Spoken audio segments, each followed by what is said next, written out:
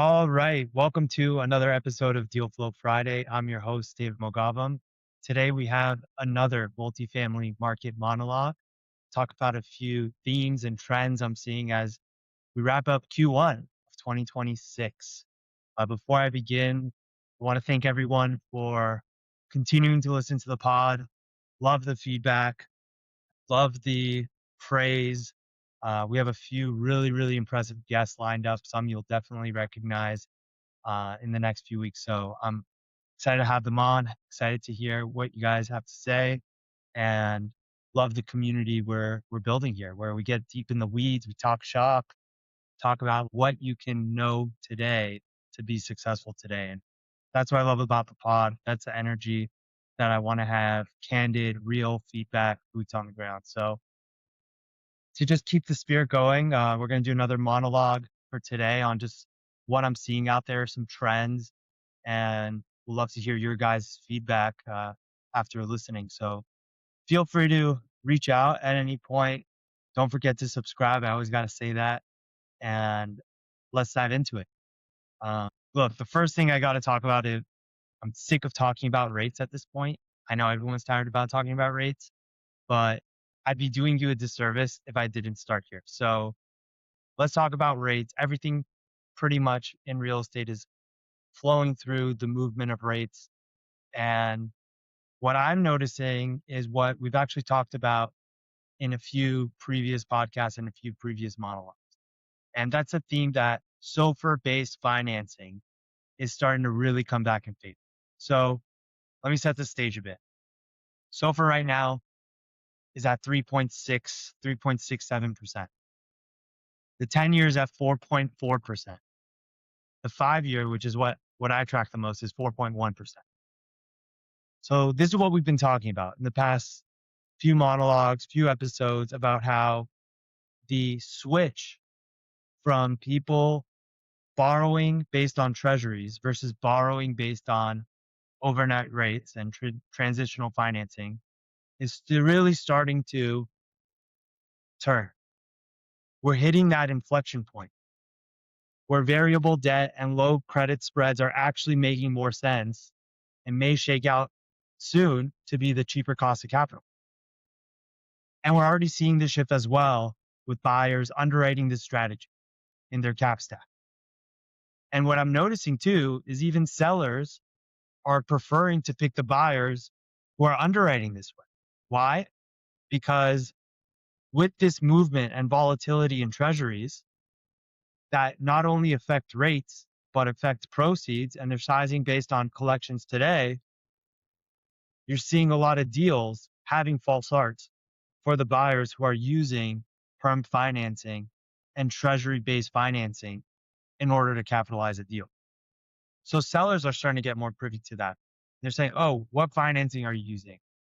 Agency, how much cushion do you have in your spreads? How much cushion do you have? Are you going max leverage? Is there room in your leverage? Whereas if you're going transitional financing, sure, SOFR can move just as volatile. Cap rate costs can move just as volatile. Swaps can move just as volatile, but your proceeds don't get impacted as much. And the retrade excuse, so to say, from borrowing of its variable debt, it just doesn't impact as much.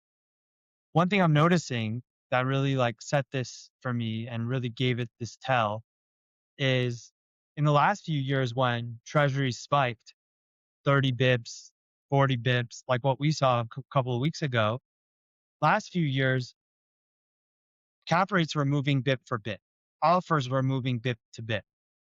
If treasuries dipped 25 bips, so were offers, the cap rate on offers. It was insane. It was like lockstep, very efficient. Now, we recently experienced a 30 bip hike in treasuries with what's going on in Iran, with the wars, with the fear of inflation coming back, that there's more of a chance of a rate hike now than there was for a long time. Bids didn't move this time around. We were in a lot of best and finals. We were a lot of call for offers. Offers didn't flinch. Very different than what was happening in the last few years. And to me, that's the tell. Bids held not because the deal got cheaper or because rates went up and came back, but because most buyers are pricing that volatility and most likely shifting back to variable financing, where proceeds may not be as sensitive to rate movements. So this time around is just totally different. And in terms of how groups are pricing and how groups are moving based on debt. And again, this goes back to how pricing is not based on interest rates, it's based on capital flows. And the fact that now you're seeing offers staying where they're at, buyers staying where they're at, even or despite rate movements from treasuries, it's telling you something of how people are underwriting and pricing deals. The second theme I want to discuss is how the line between credit and equity is as blurred as I've ever seen. Lenders have noise in their books. Let's just say what it is. They have deals, that they have loans, and the values of those deals are at or below the loan balances.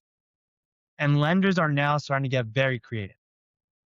The good ones are starting to get very creative in a way that's, let's figure out how to make this deal work. And I'm starting to see it show up in many different structures over the past few months. One example, a lender comes to the table and they say, we're doing a short sale or selling a foreclosed deal that they already foreclosed on. We'll give you a standard bridge loan in the money or market rate terms, call it low to mid 200s over SOFR, very standard. But we'll also invest as common equity partner alongside you. So they'll come in for maybe half of the equity check or a portion of the equity check, and they'll give you the debt. In exchange, they'll participate in the upside with you, and they'll give you JV terms like a typical waterfall structure. And lenders are doing what they can to prop up values without really giving up any concession in their own cost of capital. So in that example, they're not giving you cheaper debt. They're just giving you more of that market rate debt, higher leverage points than typical, but it's still at that same spread. The credit in that example is standard credit, standard loan. The equity, standard terms, standard waterfall structure that you would get somewhere else if you can raise that equity. And that's the point. By getting both that leverage and that equity, even at market cost of capital for those typical buckets of capital, that itself is propping up values.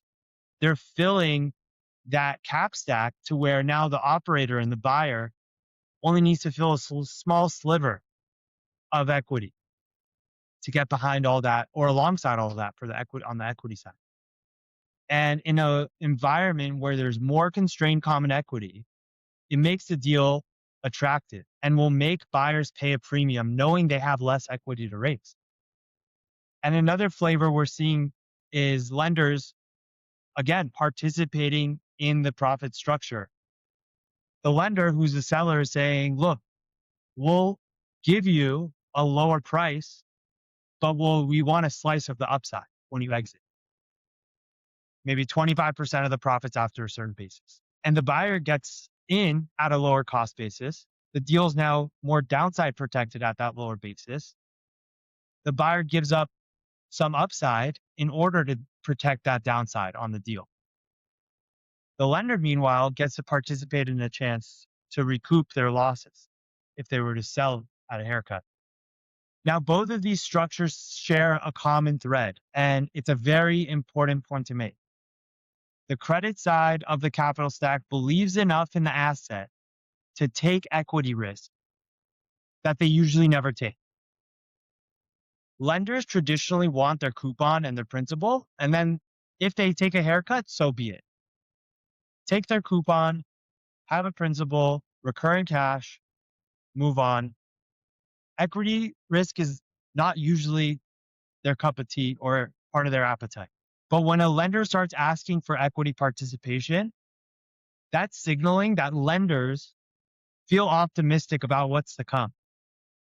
If lenders thought that the world was going to fall apart, they would take their losses and move on.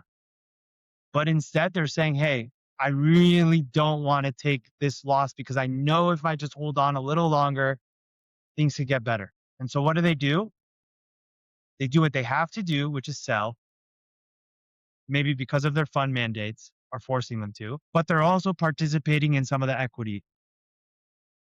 The truth is, the capital and the credit side is also feeling the spreads tighten. They're seeing how the new loans they're putting out today, the spreads are getting even tighter.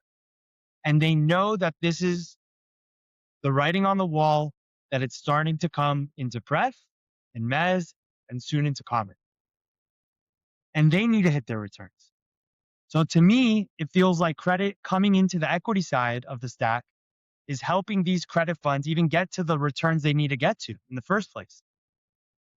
And so they're now reaching into the equity premium to make those returns. So what does this mean as a sponsor? Sponsors, they might be salivating. Wow, this is once in a lifetime. We're buying below the loan basis. We're getting money. I just need to put a small sliver of equity. That small sliver of equity is still risk and it's at a higher risk. So how are you supposed to look at these deals? The way we're looking at these deals right now from a sponsor's perspective, you have to be super clear-eyed about when this works and when this doesn't. And to me, it goes back to first principles. For me, that first principle is untrended return on cost. It works when your basis is low enough and your untrended yield on cost is high enough to be able to at least trade out of the asset and pay off the debt. You're almost solving to a debt yield and that spread being higher than what the debt yield is of this high octane loan. You also want runway. You want to make sure your loan is not a gun to your head. You want to make sure interest, if you don't hit your underwriting or your thresholds, you can maybe accrue it or pick it. And lenders are starting to get creative in that way, where now you're starting to become a partner and interests are becoming more aligned. These structures don't work when untrended yields can't even get to your exit cap.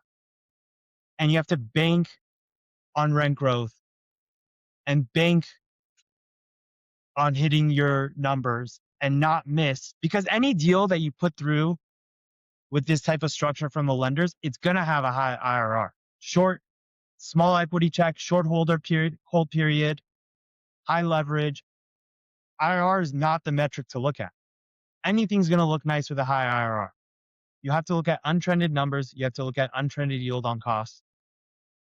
And again, with that untrended yield on cost basically being solving to a debt yield with a spread above what you think your exit cap is. What's that spread? Debatable. Happy to have a conversation with anyone on what that spread should be. But the idea is, don't bank on rent growth to save you, even because it's an opportunity where you're putting less skin in the game. It's still skin in the game. And when you plug in rent growth on a highly levered hope note structure with the lender, and you're putting in limited sponsor equity, it might look good on paper. It might look like a higher IRR, but it's a recipe for disaster. To bank on rent growth in order to clear your debt obligations just doesn't feel great. So you need runway. You need to de-risk it. You need to look at untrended metrics and make sure that you can at least cover the loan that you're putting yourself into. Only then can you really get creative with the lender to where interests are truly aligned. But to take a step back, the broader point I'm making, the line between debt and equity is blurring. It's been blurring for a while, but I'm really seeing it accelerate now. And it's a really interesting time. Exciting, I wouldn't say exciting, maybe not the most active, but it's getting very interesting. The third theme that I'll leave you guys with, this has less to do about market and a little bit more to do with what I'm noticing on the capital raising side. And that's the theme actually that I first heard when I was at a conference recently. I have to give credit to Joe Fairless, who's actually going to be on the pod in a few weeks. I'm excited to have him on. He's a very savvy operator, founder of Ashcroft Capital. I had the fortune of listening to him as a keynote speaker. I met him at the conference and he'll be on the pod. So one of the things he said on his keynote speeches at the conference is what worked in the past doesn't work now. And you know, when you hear something and then you start to see it after hearing it. That's what I felt this quarter. After hearing him say that, it clicked. And he was talking about how you run your business and raising capital. When money was hot, a simple webinar, mass email, spray and pray capital raising, it worked. We raised a lot of money. Many operators raised a lot of money doing that. It's broken now. It doesn't work the same way it used to. And he also said how LPs have evolved from this because they've gotten burned and now they've evolved and they're smarter now. But GPs haven't really evolved yet. And it's up to GPs to understand that this old method of webinar, email, spray and pray, blast out, get a bunch of subscriptions, capitalize a deal, it's not going to work anymore. So what's going to work? Well, Joe actually proposed a term that I'll say here, and it's called systematic proximity. It's the idea that when you have a call with an equity partner, or you have a call with a retail investor, or you have a call with the institutional partner, don't just think, hey, we should catch up. You have to build systems, literal systems and processes that keeps you in close orbit with the people you want to do business with. Same day, same time, consistent touch points. Don't be the first encounter to be pitching a deal. Instead, just consistently be there and offer value. And it's the idea that consistency is trust. And so as we move into this year and we start capitalizing for deals and we're seeing opportunities, it's really important to keep this in mind. Don't just go for the webinar, spray and pray, email. Build systematic proximity to the right partners you want to continue doing business with. And in this market, when common equity capital is scarce and expensive and very selective, trust is really the only thing that actually moves capital. So those are a few things I had to say. Thanks everyone again for listening. We have a few amazing episodes ahead. Stay tuned and happy Friday.